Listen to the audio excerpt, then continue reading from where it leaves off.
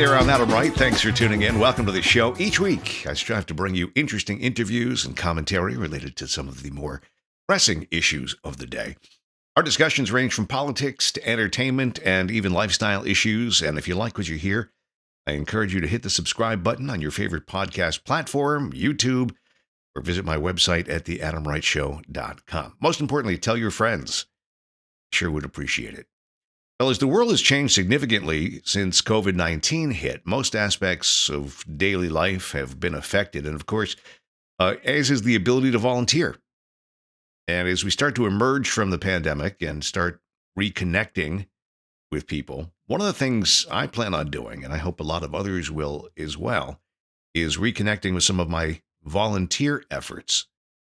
For me, volunteering contributes to a sense of personal achievement. I know a lot of my friends that are involved in volunteerism feel the same way. And the pandemic couldn't have happened at a worse time in terms of volunteering. Pre-pandemic, volunteering was actually on the rise. In 2018, volunteer rate was up to about 30%, up from 24% the year before. However, the time spent volunteering was significantly down, on average from about 126 hours to only 89 hours per volunteer per year. And that's across the country. Unfortunately, service organizations, especially, have seen a decrease in engagement. And that is a trend that has been occurring for more than a decade. According to the latest studies, 70% of volunteer work does not involve any organization, but it happens informally between people in their community. So maybe you're volunteering at a local shelter or with your church or some other group in your community. But only 30% of volunteering work globally is actually done through organizations. Our guest today is the perfect person to talk about volunteerism, not just at home, but also globally. George Delisle is a past international trustee for Kiwanis International. He's been involved with the Kiwanis organization for well over 40 years, both here in Massachusetts and around the world, and is currently a candidate for international vice president of Kiwanis. George graduated from Graham Junior College and the University of Massachusetts at Amherst, and has a really interesting background. George was a newspaper journalist until 1993 and then became an information systems technologist until he retired just a few years ago. George Delisle, welcome to the show. Thank you, Adam. It's a pleasure to be here. It's really great to have you. I think that you're the perfect person to help walk us through volunteerism in this post-pandemic age. And I want to talk about Kiwanis, but before we do, how did you get involved in volunteerism? Was it something that you had started at early on in your career, or as a teenager? How did you get involved in volunteering? I really did not, Adam. I got started as a volunteer when I joined the Springfield Kiwanis Club back in 1979. It was something new to me. I was a young journalist, 27 years old. I had just been divorced, didn't have a lot of money, and I had a lot of time on my hands. And I was asked to be a speaker at the Springfield Kiwanis Club back in 79, and I went and spoke to the group. And at the time, Kiwanis was an all-male organization. Women were not admitted until the late 80s. But I went and spoke to this group, and it was frankly, a collection of about 200 old men with a lot of money. And again, I was a 27-year-old young man with no money, but I gave them my spiel and had a good time. They fed me lunch and bought me a beer, so that was all great. And a couple of days later, the president of the club called me at my office and told me that they had discussed me at a board meeting and that they wanted to invite me to join their club. My initial reaction to that was, why in the world would you guys want me in your club? But they were persistent, and I accepted the invitation. I did not get involved up to my armpits right away in Kiwanis, but I very soon discovered that there was a certain degree of satisfaction in helping out at food banks, raising funds, working with high school and junior high school children. There was an an enormous amount of volunteer activity going on in the Springfield Club at that time. It was a big club. It had like 200 members at the time. And once I got a taste of that, I was pretty much hooked. So I've been working with Kiwanis and for Kiwanis ever since that time. I've done just a huge variety of volunteer jobs with the organization, and it's been an enormous amount. It's contributed an enormous amount of personal satisfaction to my life. Here's the difference between you and me. 27, divorced with no money. Most people go to the bar. You went to a Kiwanis meeting. Well, my employer decided that he would pay my dues. Now we understand. But he would not pay my bar bill. So there you go.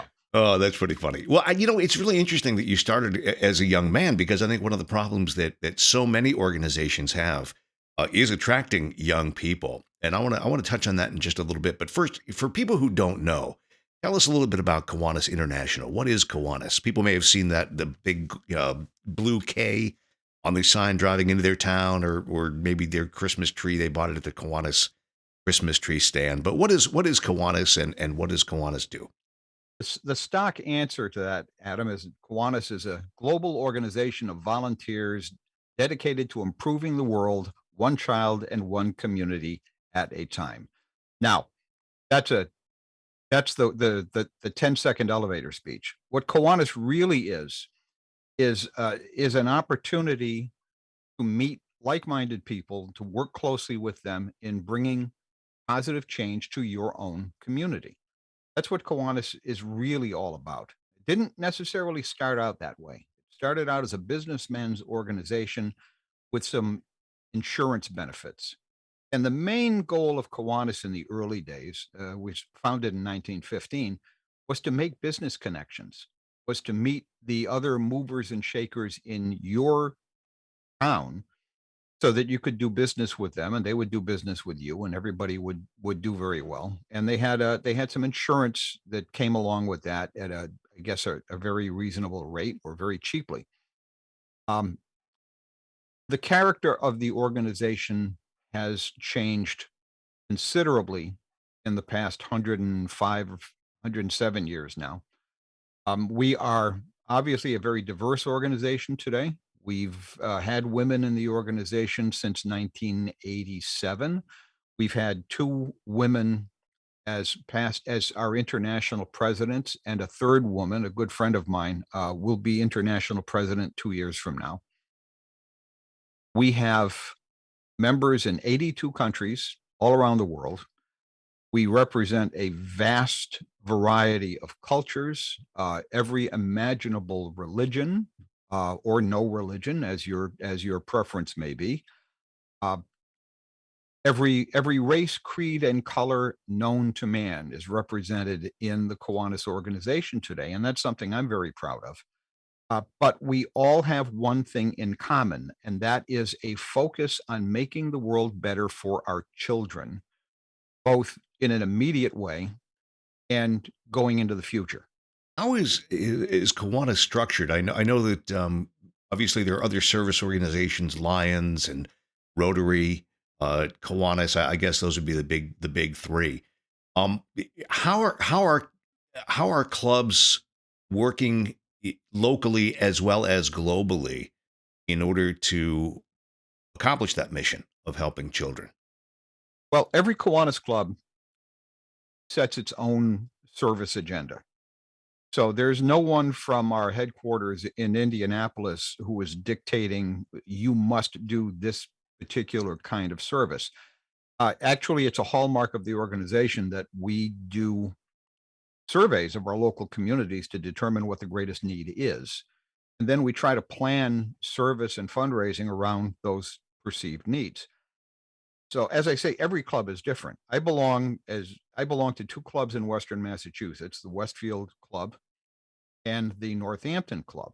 The two clubs are quite different in character. Westfield is a powerhouse fundraising club, raising as much as 55 to $60,000 in a given year, and distributing a great deal of that right back out to community organizations that do the kind of work that we want to see done. So, Boys and Girls Club, children's literacy programs, libraries, food insecurity, the whole range of social services.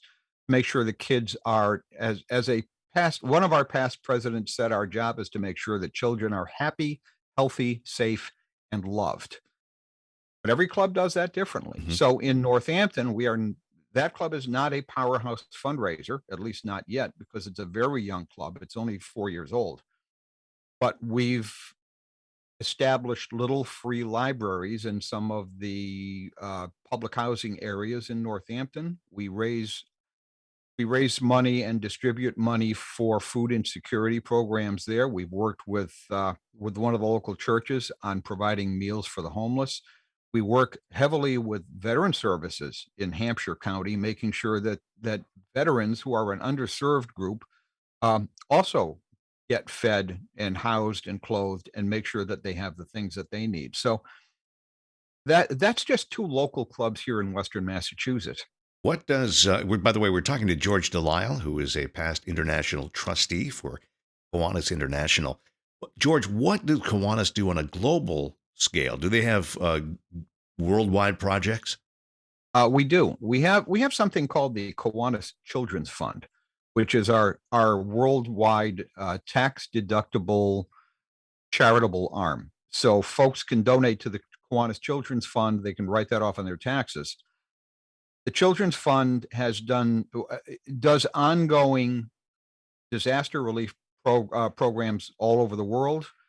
But our two biggest programs in the last few decades have been something called the IDD project. It's iodine deficiency disease. Uh, an expectant mother who does not get sufficient iodine in her diet, and young children who don't get sufficient iodine in their diets, the children develop um, mental developmental problems. They don't develop properly. Their brains don't develop properly. And once that happens, it's not reversible. The easy solution to that in the developed world for the last century and a half has been iodized salt. But there are parts of the world where iodized salt is not readily available. It's hard to come by. And Kiwanis set out to rectify that by seeing to it that the iodization plants were built in areas close to the regions of the world where the salt was not readily available. That was a huge success, and that's something that we did at the end of the 20th century and the early part of the 21st. And it's an ongoing concern of ours. So as the needs shift, we shift resources to make sure that that supply of iodized salt reaches the people who most need it. Now, more recently, we did something we called the Eliminate Project, and that was working with UNICEF to provide vaccines for tetanus. It's not something we give a lot of thought to here in the developed world. Everybody gets their tetanus shots every few years, and we don't think about it after that. And you just don't hear about tetanus cases in North America. It doesn't happen. But there are parts of Asia and Africa where tetanus is a real problem. If an unvaccinated woman gives birth and the baby is delivered in unsanitary conditions, there's a good chance that that infant is going to contract tetanus. And once the infant contracts tetanus, there's nothing that can be done to save it. The child will be dead in about 10 days, and it is an excruciatingly painful death. So we set out to partner with UNICEF to deliver millions of doses of vaccines and the personnel to administer them to third world nations, to the areas of greatest need. And we have succeeded in considerably reducing the death rate due to iodine deficiency. I'm sorry, due to maternal and neonatal tetanus.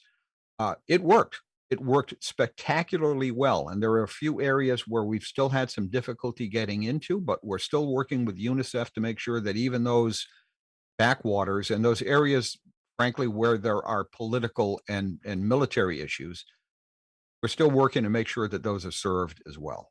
It's amazing. What kind of resources was Kiwanis able to cobble for this? How many Kiwanis, millions? among our members and our partners, we raised something on the order of $115 million, and that went to UNICEF and its medical partners to pay for the vaccines, to pay for the personnel, to pay for the delivery mechanisms, and to make sure that those underserved areas were properly served. We're quite proud of it. It was a really, really important initiative and one that succeeded spectacularly. That's fantastic. I'm sitting here listening to you talk about the amazing work that Kiwanis has done, and what's interesting to me is that it seems like obviously there's a huge global contribution that Kiwanis makes, but also it could be something very small in your own hometown.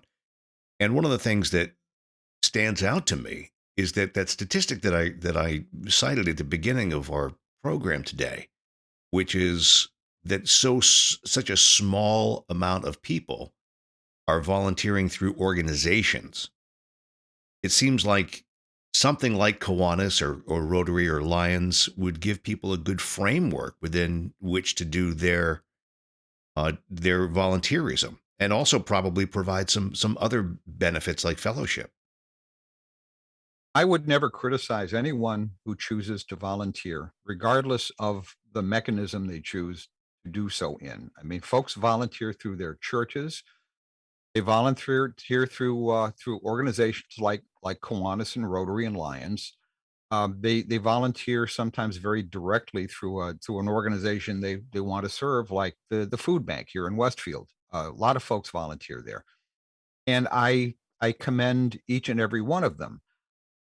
What I will say, however, is that volunteerism, the effectiveness of volunteerism tends to multiply when it's done through an organization that can marshal some resources and can maybe reach a higher degree of cooperation than one could do on one's own. So we like, as I mentioned earlier, one of the great things Kiwanis clubs do is do that community survey, find out where the areas of greatest need are, and then design programs to meet those needs in a very targeted way. Many of our Kiwanis clubs do that, and the tools for that process are made available by Kiwanis International, and they've been professionally developed. They're well thought out. They're quite easy to use. And Kiwanis clubs that use those tools find that they're doing a first of all, their work is more effective, but also they're, I think, more attractive to volunteers because it's pretty clear that folks who volunteer in those circumstances get more bang for their buck. Hmm. More is happening. How has the pandemic changed your organization over the past couple of years? Well, Kiwanis clubs traditionally, and I'm this has fallen off in the past few years, but Kiwanis clubs traditionally meet weekly or twice a month in person, and it is largely a social thing as well as a volunteer thing.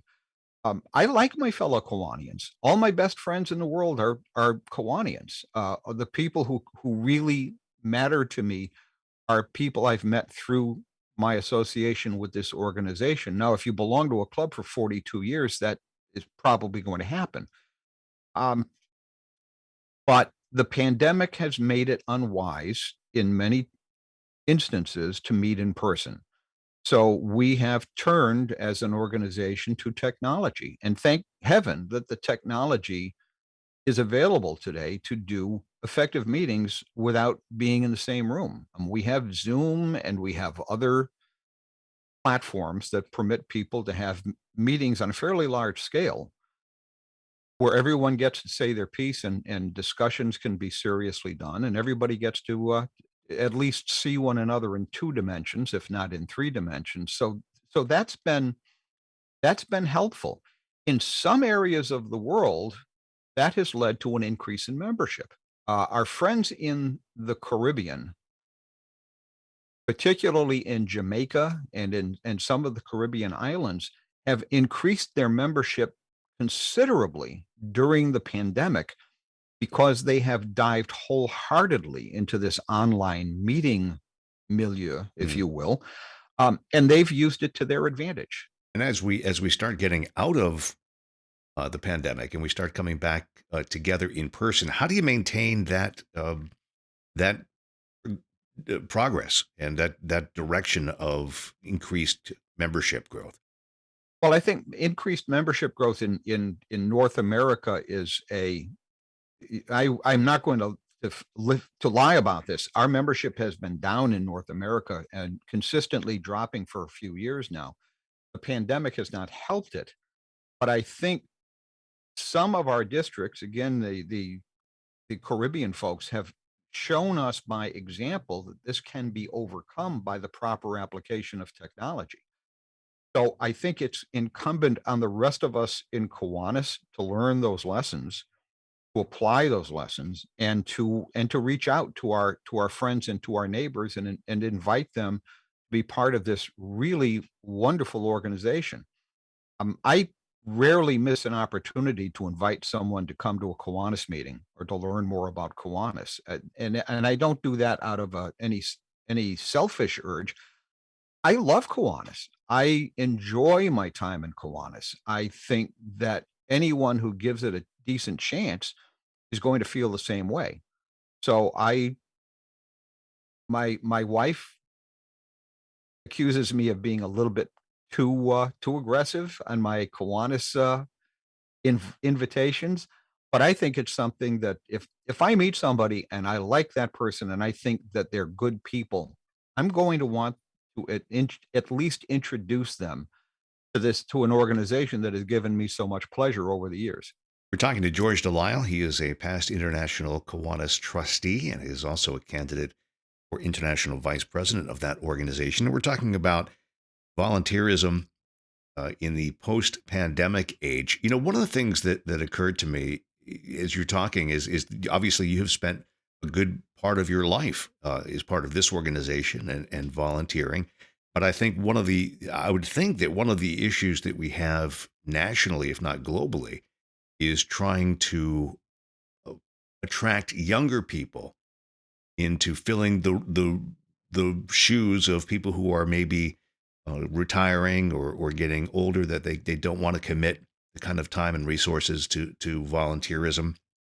I saw a really interesting survey that said that 75% of working millennials said they would volunteer more if they had a better understanding of the impact that they were making. Is that it? Is it a messaging issue to get young people involved? And what do you see as the best way to attract a younger professional to an organization like Kiwanis or any service organization? I wish that I had the magic formula to fix that particular problem. I do think it's a messaging issue. I don't think as an organization we've done a particularly good job of conveying who we are or what we do to the general public. Um, that's that's unfortunate because what we do is really important and it's really significant. Um, I think one of the things that we need to do is find ways to accommodate the extremely busy lives of younger people today. I mean, let's face it, you get out of college, you possibly have to go to a professional school to get to become an accountant or an attorney or whatever your chosen line is. And then you start out in that profession or whatever your job will be, and then you spend your first few years working insane hours to try to establish yourself. That is not a lifestyle that lends itself readily to volunteerism. People have, and then of course, people want to start families. They want to meet that right person, and they want to have some kids, and they want to have a home. All of that takes time, and it takes effort, and it takes work. But what I tell folks when I invite them to join Kiwanis is that, look, we're not here to take over your life. We're here to afford you an avenue to do some significant volunteering on your own terms. We will take whatever amount of time and effort you're willing to give us. And that's sufficient because some time is more than no time. And there's always work to be done. Always. How do you think that and you've covered a little bit of this, but how do you think that organizations like Kiwanis, which are typically thought of as I don't want to say old men's club because I know the Kiwanis, as well as Lions and Rotary, have probably as many women as men these days. But how do organizations like Kiwanis stay relevant in a time where people look at those organizations as well? Yeah, my grandfather was in Kiwanis, or yeah, that's something that older people do. How do we make it relevant? We encourage we encourage young people to join, but more than that, we need to encourage young people to lead. You need to hand the young people the keys to the bus and say, okay, it's your turn. It's your time. You lead, you determine what kind of tasks need to be done in this community. You devise the plan to meet those needs. And those of us with experience and especially retired folks, we have a lot of time, or we at least should have a lot of time. Um, Retired people make wonderful resources in a Kiwanis club for doing tasks that can't be done by younger folks because of the pressures of home and of job and family. But we should be seen as resources, not necessarily as the folks who are going to determine the agenda or determine the direction of a Kiwanis club. The other thing that I'd like to see Kiwanis become known for is a club with some flexibility. We should not be set in our ways to the degree that we start saying to younger volunteers, well, the famous, well, we never did it that way before. Right. Well, and I've seen that unfortunately far more often than I would like to. I've heard the line more often than I would like to, and I would like to see us become known as the service organization that pays attention to our younger volunteers and who takes their suggestions to heart in guiding us forward into the future. Well, this has been a really, I think, a timely conversation and something that I hope people will get a lot out of. I know I did. And I think that if people want to find a Kiwanis club, or if they want to be involved with volunteerism under the Kiwanis umbrella, give a plug. How do people find out more about Kiwanis? Well, on a general way, you can go to www.kiwanis.org, kiwanis.org. If you are in New England, we have a New England website, www.newenglandkiwanis.org. And here in Westfield, you can go to westfieldkiwanis.org. All right, terrific. George Delisle, international trustee, past international trustee for Kiwanis International, and current candidate for international vice president. Wish you luck on your election, George. Thank you, Adam. I appreciate it. All right, thanks for spending some time with us. And thank all of you for listening to this podcast. Again, if you like what you heard and you'd like to hear more, we hope you'll hit subscribe. If you're listening on YouTube, hit that like button as well. And of course, you can always visit us at theadamwrightshow.com.